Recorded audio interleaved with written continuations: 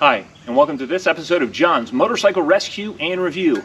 Today I am once again with Suzuki's 1983 GS1100E, and what I'm going to talk about in today's video is how to improve your classic bikes and some of the things that I've addressed on this bike to improve the performance over the time that I have owned it.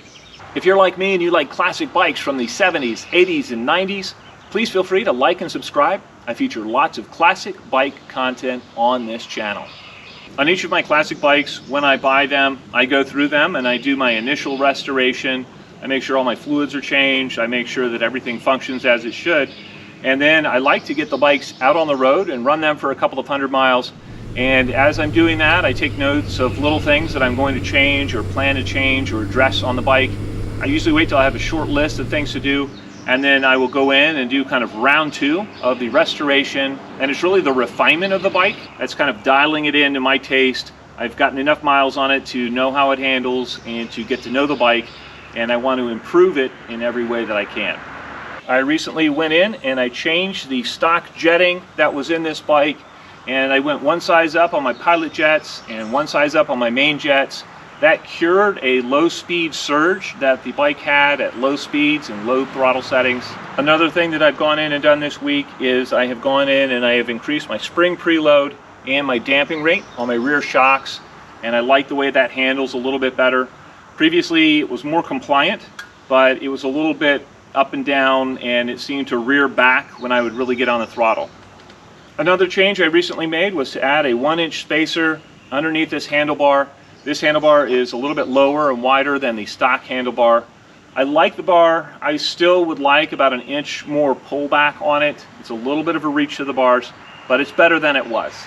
One thing I noticed previously about the bike was it had a very heavy clutch pull to it, and so I've gone in and I have put a brand new clutch cable in the bike, and that makes it much easier to shift, and I suffer a lot less hand fatigue with the clutch.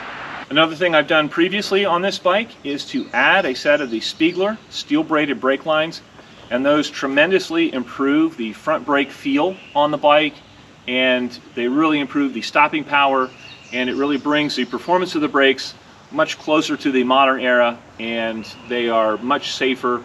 I really recommend that modification. If you don't do any other performance modification to your classic bike, that one is so worth its money.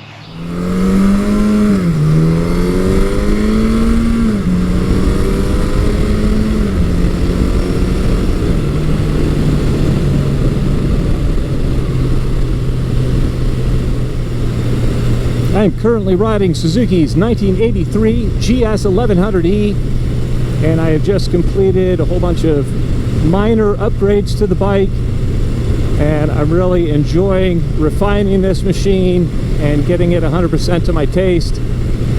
I can notice that the handlebars are a little bit further up and a little bit closer to me with the bar riser that I put on. I like that change.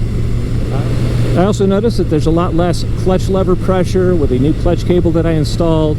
I also noticed a change in the jetting, and it seems to be just a lot smoother. There's no surging to it at all. Man, this bike is just running fantastic.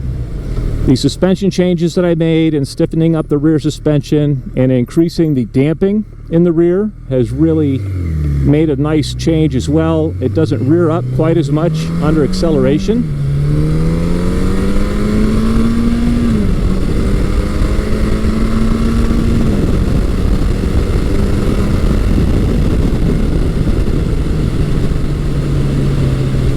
Yeah, that thing just gets up to speed so quickly, and that was not full throttle. That's just the fast bike.